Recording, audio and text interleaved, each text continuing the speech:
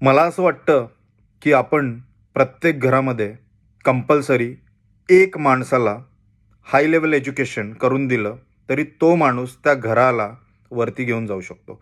आरक्षणाची गरजच नाही. आरक्षण कुठेच येऊ शकत नाही जर आपण हे कंपल्शन केलं तर.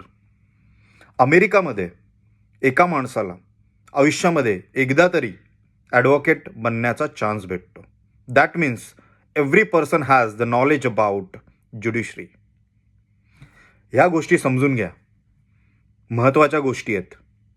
आणि बाबासाहेबांनी संविधानामध्ये बऱ्याच तरतुदी केलेल्या आहेत, बट फॉलो कोणाला करायच्यात?